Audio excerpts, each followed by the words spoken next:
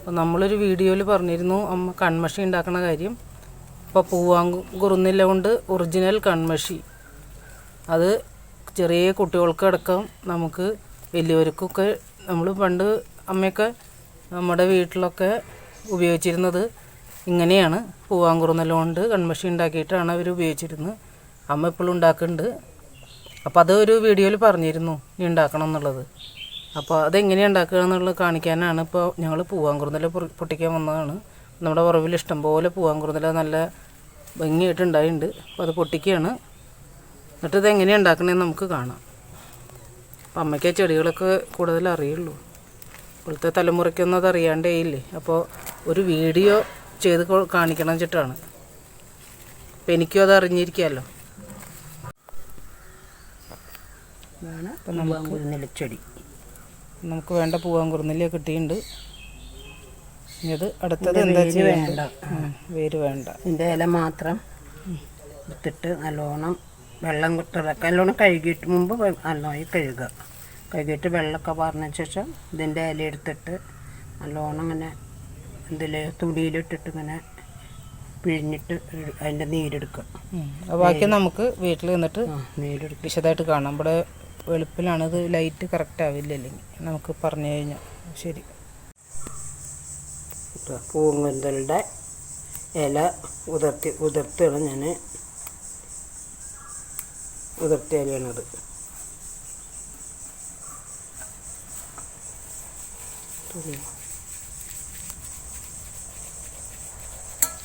ഇത് വൃത്തിയായിട്ടുള്ള ഒരു കോട്ടൺ തുണിയാണ്. അത് വെള്ളത്തുണി തന്നെ എടുക്കും വേണം. വൃത്തിയായിട്ട് നല്ല കഴുകി ഇതാണ്. ഇത് നമ്മൾ കണ്ണിൽ ഉപയോഗിക്കാനുള്ള ഒരു മെഷീനിലും ഉണ്ടാക്കുന്നത്. അപ്പോൾ നമ്മൾ ഉപയോഗിക്കുന്ന പാത്രങ്ങളും ഒക്കെ നന്നായി വൃത്തിയായിട്ട് കഴുകി ഉണക്കിയതാവണം. എണ്ണമയൊന്നും ഇല്ലാത്ത പാത്രങ്ങളെടുക്കണം. ഇതിൽ പിഴിഞ്ഞിട്ടുള്ള അതിലേക്ക് നീരെടുക്കും. ഒക്കെ നല്ല വൃത്തിയുള്ള പാത്രങ്ങളാണ് എടുത്തേക്കുന്നത്. ഇനി ഞാനത് പിഴിയാൻ പോവുകയാണ്. തുണിയിലിടുക, നല്ല തുണിയാണത്. തുണിയിലിതാ ഇത് ഇങ്ങനെ ഇല കഴുകി വൃത്തിയാക്കിയ ഇലയാണത്. അത് അടർത്തിയിട്ടതാണ്. അതിലിങ്ങനെ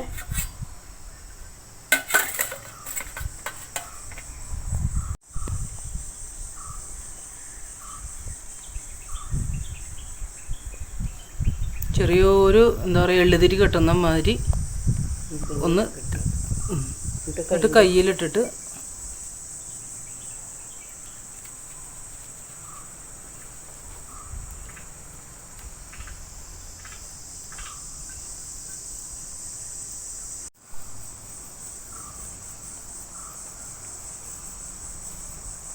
ഞാനും പഠിക്കുകയാണ്.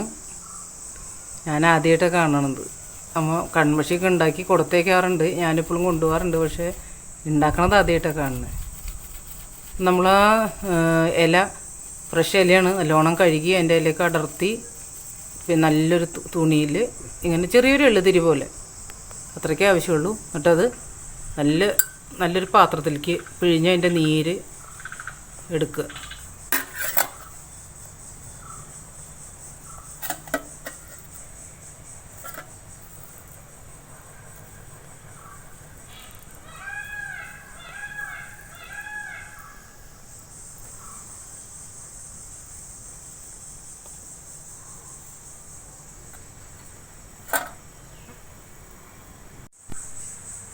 ഇത്ര നീര് കിട്ടിയിട്ടുണ്ട് നമുക്ക്. അതിൽ ഇനി ആ പിഴിഞ്ഞ തുണി തന്നെ, ആ കെട്ടിയിട്ടുള്ള തുണി തന്നെ അതിൽ മുക്കിയാൽ മതി. അപ്പോൾ അത്ര നീര് വെറുതെ നഷ്ടപ്പെട്ടു പോവില്ലല്ലോ നമുക്ക്. ഇത്രയും മൂന്നൊരു തുണി കഷ്ണേ വേണ്ടു നമുക്കിതിന്. ഇതുകൊണ്ടാണ് ഇതിൽ പിഴിഞ്ഞ് ഉണക്കണം. ഈ നീരിൽ പിഴിഞ്ഞ് ഉണക്കുക. ഇങ്ങനെ പിഴിയുക. എന്നിട്ട് പതുക്കൊന്ന് ഇങ്ങനെ പിഴിയുക. എത്ര നീരിഞ്ഞുണ്ട് ഇത് കേട്ടോ. ഇത് ഉണക്കാട്.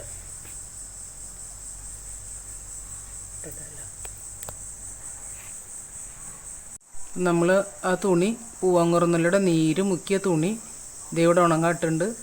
ഇത് ഒന്ന് ഉണങ്ങിയിട്ട് പിന്നെയും റിപ്പീറ്റ് ചെയ്യണത് എന്നാണ് പറയുന്നത്. ആ നീര് കഴിയുന്നവരെ ഉണങ്ങിയ തുണിയിൽ പിന്നെയും പിടിച്ച് അങ്ങനെ ആ തുണിയിൽ മുഴുവൻ ആ പൂവാങ്കുറുന്നിലയുടെ നീര് മുഴുവൻ അതിൽ പിടിക്കണം. ഇതിലിപ്പോൾ മുക്കിയിട്ടുള്ള തുണിയാണ് അവിടെ ഉണക്കാട്ടൊക്കെ ഇനി അത് നല്ലോണം ഉണങ്ങി വരുമ്പോൾ ഈ നീര് ഒന്നും കൂടി അതിൽ പിഴിഞ്ഞിട്ട് അതിലിടുക. അത് കഴിഞ്ഞാൽ നല്ല ഇങ്ങനെ നല്ല ഇതായിട്ടിരിക്കും, വടി പോലെ കഞ്ഞൊക്കെ പിഴിഞ്ഞിട്ടുള്ള തുണ്ട പോലെ ഉണ്ടാവും അത്. എന്നിട്ട് അതുകൊണ്ട് തിരി വിരിച്ചിട്ട് നമ്മൾ കത്തിക്കണം. ആ കത്തിക്കുന്നതൊക്കെ പിന്നെ നമ്മൾ ഇടണം. പൂവങ്കുറുന്തയിൽ മുക്കിയിട്ടുള്ള അതിൻ്റെ നീരിൽ മുക്കിയിട്ടുള്ള തുണി നല്ലോണം റെഡി മുക്കാവുന്നതിലും പരമാവധി ഞങ്ങളതിൽ മുക്കി എടുത്തിട്ടുണ്ട് തുണി. ഇനി ഇത് തിരി തിരക്കുക. തിരി പിരിക്കുക എന്നാണ് അമ്മ ഉദ്ദേശിച്ചത്, ഇവിടെ തിരക്കുക എന്നാണ് പറയുക. അപ്പോൾ ഭാഷയ്ക്ക് കുറച്ച് വ്യത്യാസങ്ങളൊക്കെ ഉണ്ടാവുക എല്ലാവിടെയും. തിരി പിരിച്ച് ഞങ്ങൾ കാറ്റൊന്നും ഇല്ലാത്തൊരു സ്ഥലത്ത് വേണം. അപ്പോൾ പൂജാമുറിയിൽ ഒരു മൂലക്കിലാണ് വെച്ചിരിക്കുന്നത്. അപ്പോൾ അതിന് വേണം 3 കല്ല്, അടുപ്പ് കല്ല് പോലെ വെക്കാനാണ്, കത്തിക്കാനാണ്. അപ്പോൾ 3 ഒരേ ഹൈറ്റിലുള്ള 3 കല്ലെടുക്കുക. 3 കല്ല് വെച്ചിരിക്കുന്നു ഇവിടെ. 3 കല്ല്. പിന്നെ ചെരാത് വേണം, കുറച്ച് വലിയതെടുത്തോളും. വലിയ ചെരാത് ഒരെണ്ണം വേണം. അതിൽ തിരി കുറച്ച് വലിയ തിരി, കുറച്ച് വലിയ തിരി എടുത്തേക്കുന്നത് ഇങ്ങനെ കുറച്ച് വയ്ക്കാം. കുറച്ച് വലിയ തിരി എടുത്തേക്കുന്നത്. അപ്പം അതിലും നല്ലോണം പൂവാങ്കുറുന്നില മുഴുവൻ നീരും അതിൽ മുക്കിയെടുത്ത് സ്റ്റിഫായിട്ടിരിക്കുന്നതാണ്. ആ തുണിയിൽ മുഴുവൻ വെളുത്ത തുണി അത് പച്ച തുണിയായി പൂവാങ്കുറുന്നിലിൻ്റെ നീരുണ്ട്. ഇനി അതിൽ നല്ല ശുദ്ധമായ നല്ലെണ്ണ, വിളക്കോത്തിനെണ്ണ വേണ്ട, മറ്റേ വേറെ എണ്ണ, നല്ലെണ്ണ. ഭക്ഷ്യയോഗ്യമായ അച്ചാറിലൊക്കെ ഒഴിക്കാൻ ഉപയോഗിക്കില്ലേ എണ്ണ, ഭക്ഷ്യയോഗ്യമായ എണ്ണ. അത് നമ്മൾ നിറച്ചൊഴിച്ച്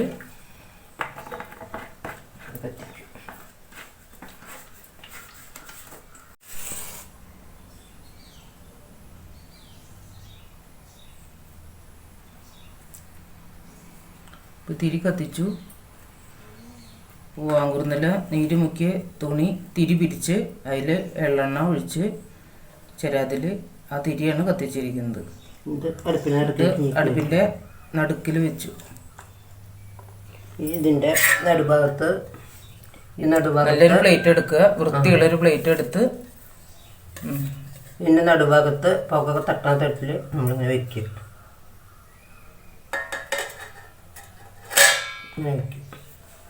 അവർക്ക് തട്ടുന്ന നോക്കിയൊക്കെ താഴെ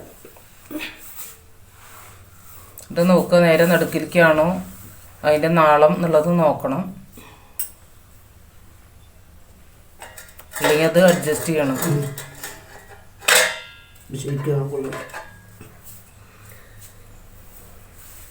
ഞാൻ കുറച്ച് നേരം അങ്ങനെ കത്തിയ നമ്മളിപ്പോൾ പുക പിടിക്കും.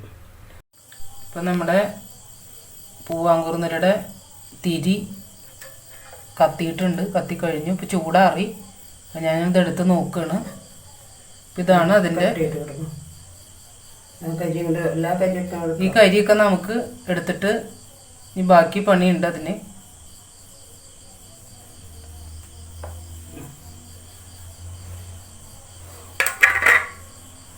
ആ തിരി മുഴുവൻ കത്തി. ഇങ്ങനെയാണ് അതിൻ്റെ രൂപം. ഇപ്പോൾ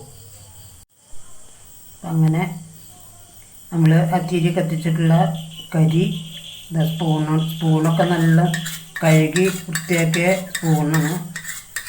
വൃത്തികെട്ട സ്പൂൺ കൊണ്ടൊന്നും ഈ കരി എടുക്കാൻ പാടില്ല.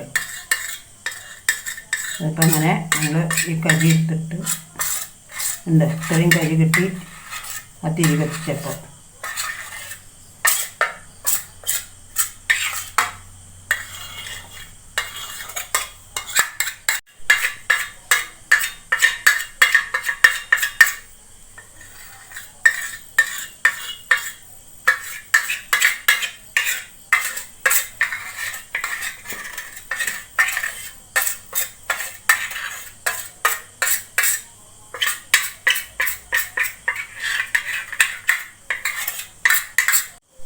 ഇത് പച്ചക്കൽപ്പൂരാണ്.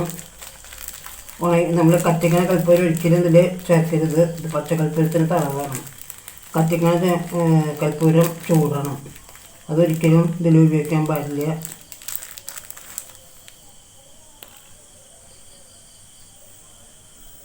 കുറച്ചിങ്ങനെ ആഡ് ചെയ്തിട്ടുണ്ട്. അതിൽ ഇത്ര വേണ്ടു, കുറച്ച് ഇടണം, വളരെ കുറവേ ഉണ്ടു. കുരുമുളകിൻ്റെ പാത്രത്തിലാണ് പച്ചക്കൽപ്പൂരം ഞാൻ ഇങ്ങനെ കഴുകി കെട്ടിയിട്ട് സൂക്ഷിച്ചേക്കുന്നത്. അല്ലെങ്കിൽ ഇത് പെട്ടെന്ന് ഗ്യാസായിട്ട് പോകും. കൽപ്പൂരം പെട്ടെന്ന് ഇതിപ്പോൾ 4-5 കൊല്ലം ഏറ്റിട്ടുള്ള കൽപ്പൂരമാണ് ഞാൻ ഇതിലെടുത്ത് സൂക്ഷിച്ച് വെച്ചേക്കുന്നത്. ഇത് എണ്ണ കാച്ചാനൊക്കെ ഉപയോഗിക്കുമ്പോൾ ഈ കൽപ്പൂരം ഇടുക. വെളിച്ചെണ്ണയൊക്കെ കാച്ചുമ്പോൾ പാത്രത്തിൽ ഈ കൽപ്പൂരം ഇട്ടിട്ടാണ് എണ്ണ കാച്ചിട്ട് അരിക്ക് ഒഴിക്കുക. അപ്പോൾ ആ വെളിച്ചെണ്ണയ്ക്ക് നല്ല വണ്ണം തേക്കുമ്പോൾ നല്ല സുഖം ഉണ്ടാവും, നല്ല തണവ്.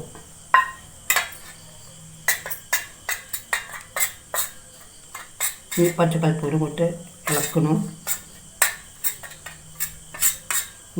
ഇതിലേക്കിടുക. ഞാൻ ഈ പാത്രത്തിൽ ഇട്ടിട്ടാണ് അവണക്കെണ്ണ ചേർക്കുന്നത്.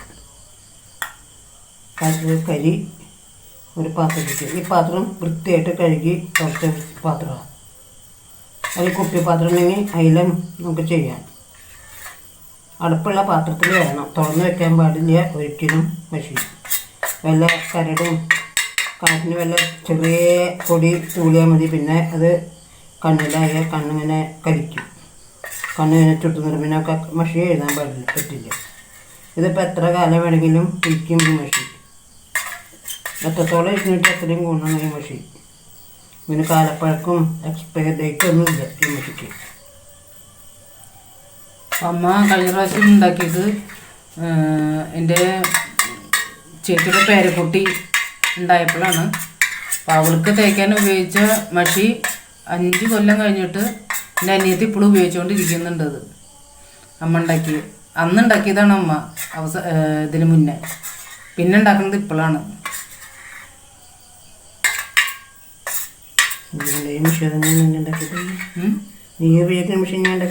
ഞാൻ കൊണ്ടുപോയിട്ടുണ്ട്.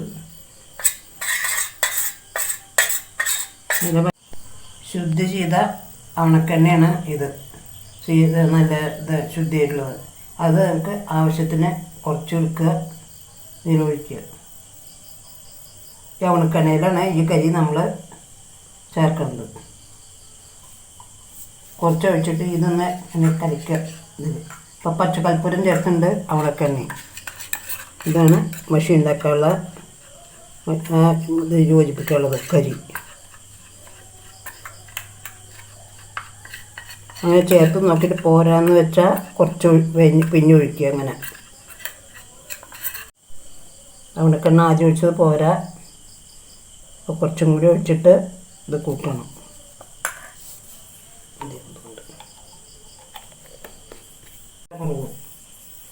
നമ്മുടെ കൺമഷിയുടെ ഫൈനൽ രൂപമാണത്.